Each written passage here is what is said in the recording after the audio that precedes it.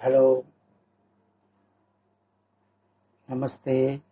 કેમ છો વિદ્યાર્થી મિત્રો? તો આજે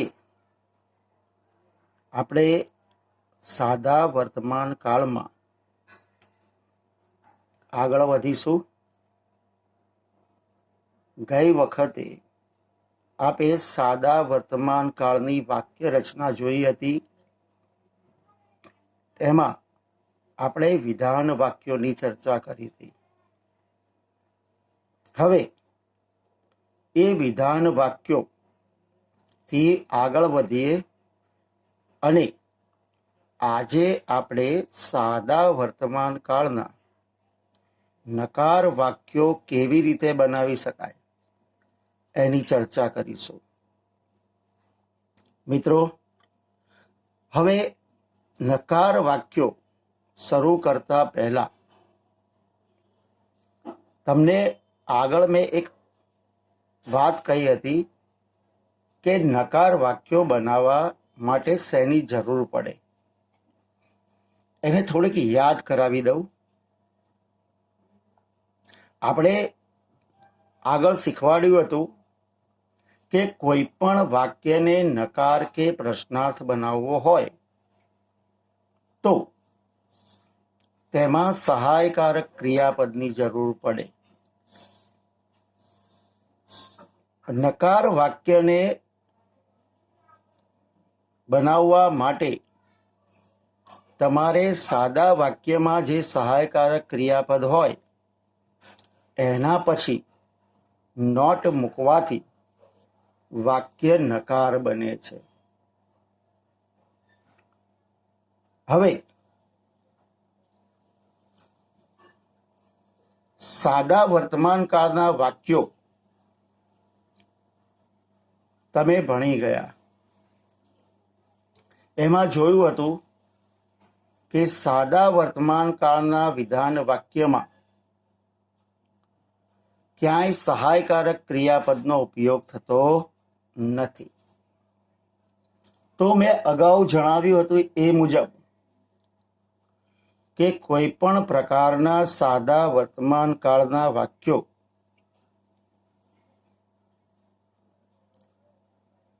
માં ક્યારેય સહાયકારક ક્રિયાપદનો ઉપયોગ ના થતો હોય તો એને નકાર બનાવવા માટે આપણે ડુના રૂપનો ઉપયોગ કરવાનો છે. એટલે કે આપણે નકાર બનાવવા માટે ડુનું રૂપ બહારથી લાવવું પડશે. તો યાદ ખાસ રાખજો કે વાક્યને નકાર બનાવવું હોય તો સહાયકારક ક્રિયાપદની જરૂર પડે, એના પછી નોટ મુકાય. અને જો વાક્યમાં સહાયકારક ક્રિયાપદ ના હોય તો બહારથી ડુનું રૂપ લાવી એની સાથે નોટ મૂકવાથી વાક્ય નકાર બને છે. હવે અહીં આપણે સાદા વર્તમાન કાળની વાત કરીએ છીએ એટલે આપણે ડુના વર્તમાન કાળના રૂપનો ઉપયોગ કરીશું. અને એ વર્તમાન કાળના રૂપ છે ડુ અને ડસ. તો જ્યારે પણ સાદા વર્તમાન કાળનું વાક્ય તમારે નકાર બનાવવું હોય તો એમાં ડુ કે ડસ સાથે નોટ મૂકી વાક્યને નકાર બનાવી શકો છો. અહીંયા તમારે સાદા વર્તમાન કાળની નકાર વાક્ય રચના આપેલી છે. સાદા વર્તમાન કાળમાં નકાર વાક્ય રચના શું? તો સૌથી પ્રથમ કર્તા. નકાર બનાવવા માટે બહારથી આપણે ડુ નોટ કે ડઝ નોટનો ઉપયોગ કરીશું, એટલે ડુ નોટ અથવા ડઝ નોટ. એના પછી ક્રિયાપદનું હંમેશા મૂળ રૂપ જ મુકાય. ક્રિયાપદનું મૂળ રૂપ મૂક્યા પછી કર્મ અને પછી અન્ય શબ્દો.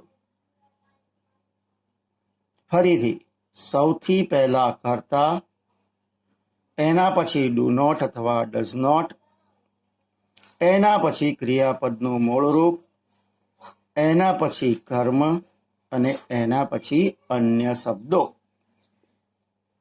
હવે ડુ નોટ ક્યારે મૂકવું અને ડઝ નોટ ક્યારે મૂકવું, એટલે કે ડુ અને ડઝનો ઉપયોગ ક્યારે કરવો? તો યાદ રાખો કે જ્યારે કર્તા તરીકે ત્રીજો પુરુષ એક વચન એટલે કે હી, સી, ઇટ કે કોઈ પણ નામ એક વચનમાં હોય તો ડઝ નોટનો ઉપયોગ થાય છે. બાકી તમામ માટે ડુ નોટનો ઉપયોગ થાય છે. તો આ નોંધ ખાસ યાદ રાખવાની છે કે જ્યારે પણ કર્તા તરીકે ત્રીજો પુરુષ એક વચન એટલે કે હી, સી, ઇટ કે કોઈ પણ નામ એક વચનમાં હોય તો ડઝ નોટનો ઉપયોગ થાય છે. બાકી તમામ માટે ડુ નોટનો ઉપયોગ થાય છે. વાક્ય રચના સરસ રીતે તૈયાર કરી લેવાની. ક્યારે ડુ નોટ અને ક્યારે ડઝ નોટનો ઉપયોગ થાય છે એ જોઈ લેવાનું, જેથી વાક્ય બનાવવામાં સરળતા પડે. હવે કેટલાક એક્ઝામ્પલ જોઈ લો.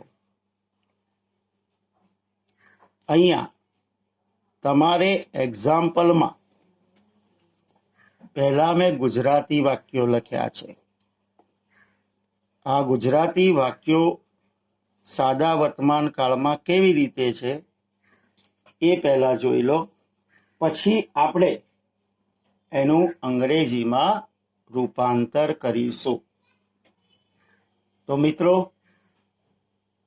અહીંયા ગુજરાતીના સાદા વર્તમાન કાળના વાક્યો મેં લખેલા છે. એના પર ખાસ ધ્યાન આપો કે સાદા વર્તમાન કાળના નકાર વાક્યો કેવી રીતે લખાય છે. પહેલું,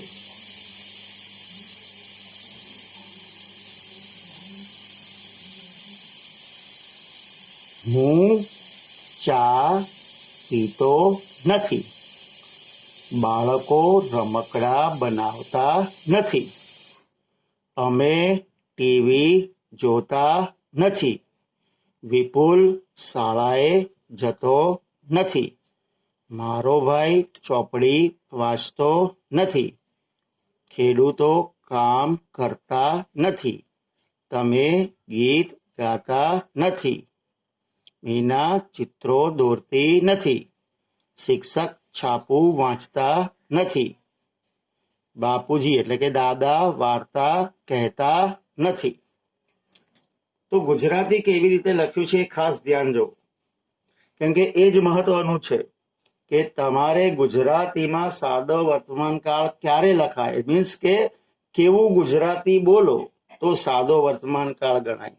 જેમ કે અહીંયા ધ્યાનથી જુઓ, પીતો નથી, બનાવતા નથી, જોતા નથી, જતો નથી, વાંચતો નથી, કામ કરતા નથી, ગીત ગાતા નથી, દોરતા નથી, વાંચતા નથી, કહેતા નથી. હવે આ વાક્યોનું અંગ્રેજીમાં રૂપાંતર કેવી રીતે કરવાનું છે એ જોઈએ.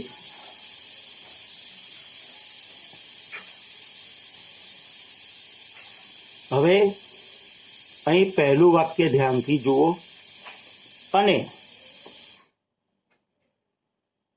મેં કેવી રીતે લખ્યું છે એ સમજાવું. મિત્રો, આ અંગ્રેજીમાં રૂપાંતર કરું છું ત્યારે હું કયા શબ્દોને કેવી રીતે ગોઠવું છું એનું સ્પષ્ટ તમારે ધ્યાન રાખવાનું છે. જો પહેલું વાક્ય હું ચા પીતો નથી, તો અંગ્રેજીમાં રૂપાંતર કરવા માટે હું સૌથી પહેલા કર્તા અને ક્રિયાપદને ધ્યાનમાં લઈશ. જો હું પીતો નથી, આઈ ડુ નોટ ડ્રિંક. અહીંયા જો કર્તા કોણ છે? આઈ. આઈ જોડે શું આવે? Do not. ક્રિયાપદ drink, I do not drink. હવે ટી તમારે લગાવી દેવાનું. ચા પીતો નથી, કર્મ તમારે લગાવવાનું છે. મિત્રો, આ મેં હાથે કરીને બાકી બધામાં કર્મ બાકી જ રાખ્યા છે કે જેથી તમે સમજી શકો કે તમારે વાક્ય બનાવતી વખતે સૌથી પહેલા કોના પર ધ્યાન કેન્દ્રિત કરવાનું છે. બીજું વાક્ય જો, બાળકો રમકડા બનાવતા નથી, એટલે કે કરતા કોણ છે? તો કે બાળકો. ક્રિયાપદ બનાવતા નથી. તો આપણે સૌ પ્રથમ શું લેવાનું? બાળકો બનાવતા નથી. ચિલ્ડ્રન, તો ચિલ્ડ્રન બહુ વચન છે એટલે do not. Children do not make. ત્રીજું વાક્ય, અમે ટીવી જોતા નથી, તો અમે જોતા નથી. વી જોડે do not. We do not watch. Vipul શાળાએ જતો નથી, તો વિપુલ જતો નથી. વિપુલ, હવે વિપુલ નામ છે એટલે ડઝ નોટ મૂકવાનું. તો વિપુલ ડઝ નોટ ગો. મારો ભાઈ ચોપડી વાંચતો નથી, તો મારો ભાઈ વાંચતો નથી. તો માય બ્રધર નામ છે તો ડઝ નોટ આવશે. તો my brother does not read. બધામાં કરતા નથી. જો હું પીતો નથી, આઈ ડુ નોટ ડ્રિંક. બાળકો બનાવતા નથી, ચિલ્ડ્રન ડુ નોટ મેક. અમે જોતા નથી, વી ડુ નોટ વોચ. વિપુલ જતો નથી, વિપુલ ડઝ નોટ ગો. મારો ભાઈ વાંચતો નથી, તો my brother does not read. અહીંયા જો વિપુલ અને માય બ્રધર ત્રીજો પુરુષ એક વચન છે એટલે મેં ડઝ નોટ મૂક્યું છે. આઈ, વી, ચિલ્ડ્રન આ બહુવચન છે એટલે ડુ નોટ મૂક્યું છે. તો ક્યારે ડુ નોટ અને ક્યારે ડઝ નોટ આવે એ ધ્યાન રાખો. હવે આગળ છઠ્ઠું વાક્ય, ખેડૂતો કામ કરતા નથી, તો ખેડૂતો કામ કરતા, તો farmer do not work. Farmers બહુવચન છે એટલે ડુ નોટ કામ કરવું એટલે વર્ક. તમે ગીત ગાતા નથી એટલે તમે ગાતા નથી, તો you do not sing. You છે એટલે ડુ નોટ. નેક્સ્ટ, મીના ચિત્રો દોરતી નથી, તો મીના દોરતી નથી. Meena does not draw. Meena ત્રીજો પુરુષ એક વચન એટલે શું આવે? ડઝ નોટ ડ્રો એટલે દોરવું. નેક્સ્ટ, શિક્ષક છાપું વાંચતા નથી, તો શિક્ષક વાંચતા નથી. ટીચર ત્રીજો પુરુષ એક વચન એટલે ડઝ નોટ રીડ. દાદા વાર્તા કહેતા નથી, તો દાદા કહેતા નથી. ગ્રેન્ડફાધર ડઝ નોટ ટેલ. હવે વાક્ય આ જ રીતે બનાવો. તમે હવે બધા વાક્યોને પૂરા બી કરી શકો. જેમ કે દાખલા તરીકે, you do not sing a song. Meena does not draw pictures. Teacher does not read a newspaper. Grandfather does not tell a story. તો મિત્રો આ રીતે તમારે વાક્યો બનાવવાના છે. અહીંયા તમને હોમવર્કમાં મેં 10 વાક્યો લખ્યા છે, તમારે એને બનાવવાના છે. આ 10 વાક્યોની ચર્ચા બી હું કરી લઉં એટલે શું છે કે તમને પણ ખ્યાલ આવી જાય. પહેલું વાક્ય જો, સીમા મીઠાઈ ખાતી નથી, એટલે તમારે પહેલા શું લેવાનું? સીમા ખાતી નથી. પછી મીઠાઈમાં સ્વીટ્સ છેલ્લે મૂકી દેવાનું. રમેશભાઈ ફળો વેચતા નથી, સોરી રમણભાઈ ફળો વેચતા નથી, તો રમણભાઈ વેચતા નથી એ લખાય. ફળો ફ્રૂટ્સ ક્યાં જશે? છેલ્લે. અમે ચેસ રમતા નથી, અમે રમતા નથી, પાછળ શું આવે? ચેસ. તમે કાર હંકારતા નથી, તો તમે હંકારતા નથી. તેઓ પતંગ ઉડાડતા નથી, તો તેઓ ઉડાડતા નથી. પટાવાળો ઘંટ વગાડતો નથી, તો પટાવાળો વગાડતો નથી. ખેડૂતો ટ્રેક્ટરો ખરીદતા નથી, ખેડૂતો ખરીદતા નથી. સૂર્ય પૂર્વમાં આથમતો નથી, તો સૂર્ય આથમતો નથી. ચંદ્ર સવારે ઉગતો નથી, તો ચંદ્ર ઉગતો નથી. હું ગીતો ગાતો નથી, તો હું ગાતો નથી. એટલે આવી રીતે તમારે કર્તા અને ક્રિયાપદ બંનેને પહેલા લખવાનું. એમાં જ્યાં ધ્યાન રાખવાનું કે જો સીમા, રમણભાઈ, પછી પટાવાળો, સૂર્ય, ચંદ્ર, આ બધા શું કહેવાય? ત્રીજો પુરુષ એક વચન. એવી રીતે અમે, તમે, તેઓ, ખેડૂતો, હું, આ ત્રીજો પુરુષ એક વચન નથી. તો જે નથી એમાં ડુ નોટ, અને જે ત્રીજો પુરુષ એક વચન છે એમાં ડઝ નોટનો ઉપયોગ કરવાનો. અને બીજું, હવે આમાં ક્યાંય ક્રિયાપદમાં એસ કે ઈએસ લાગશે નહીં. તો આવી રીતે તમારે આ નકાર વાક્યો બનાવવાના છે. પ્રેક્ટિસ કરવાની બહુ જ જરૂર છે અને એને સમજીને તમે સરળતાથી આ વાક્યો બનાવી શકશો. તો હવે આપણે નકાર વાક્યો બરોબર જોયા અને 10 મેં પણ લખાયા. તો હવે તમારું વર્ક બીજું એ છે કે આપ સૌએ આવા બીજા 10 ગુજરાતી વાક્યો લખવાના છે અને પછી એ 10 વાક્યોને અંગ્રેજીમાં રૂપાંતર કરવાના છે, જેથી આપ સૌને ગુજરાતીમાં સાદા વર્તમાનકાળ લખતા પણ આવડી જાય અને સાથે સાથે તમને બીજું એ ફાવી જાય કે તમારે કેવી રીતે એનું અંગ્રેજીમાં રૂપાંતર કરવાનું છે.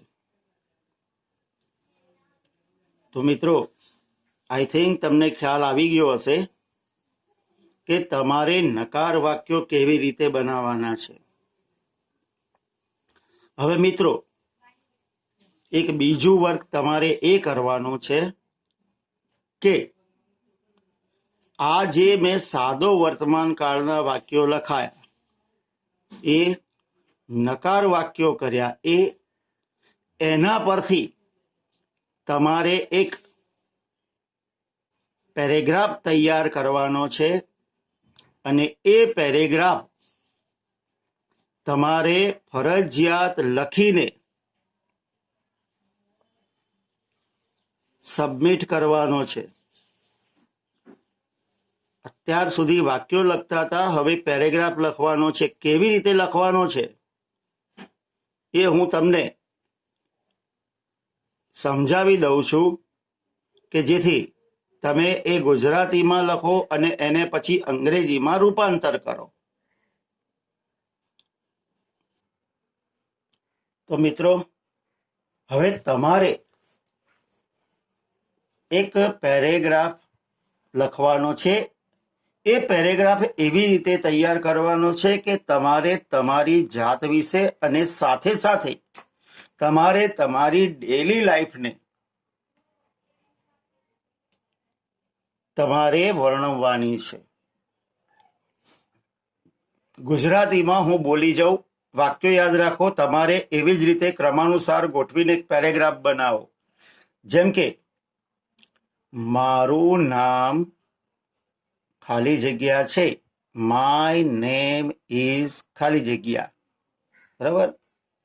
બીજું, હું ખાલી જગ્યામાં રહું છું, આઈ લીવ ઇન અહેમદાબાદ. બરાબર. હું ખાલી જગ્યા ધોરણમાં ભણું છું, આઈ સ્ટડી ઇન ખાલી જગ્યા. પછી એવી રીતે મારા પિતાનું નામ ખાલી જગ્યા છે, તે ખાલી જગ્યા છે, ત્યાં વ્યવસાયનું નામ કે મારા પિતાજી ક્લાર્ક છે. એવી રીતે મારી માતાનું નામ ખાલી જગ્યા છે, મારા માતા ખાલી જગ્યા છે મીન્સ ગૃહિણી છે, કામ કરતા હોય તો નર્સ છે, ડોક્ટર છે, જે પણ હોય. મારે એક ભાઈ છે, મારે એક બહેન છે.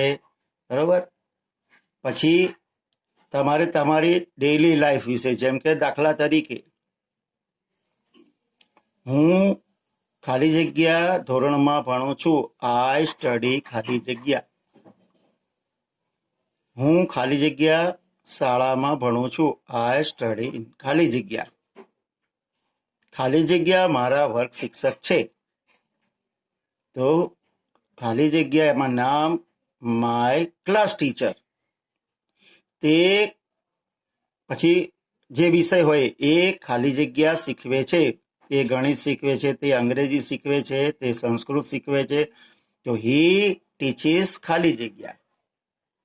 પછી એવી જ રીતે હું સવારે વહેલો ઉઠું છું, પછી હું સ્નાન કરું છું, હું બ્રશ કરું છું, પછી હું સવારે નાસ્તો કરું છું, કે હું સવારે નાસ્તો લઉં છું. પછી તમે વાંચવા બેસતા હોય તો હું ખાલી જગ્યા વાગે વાંચું છું.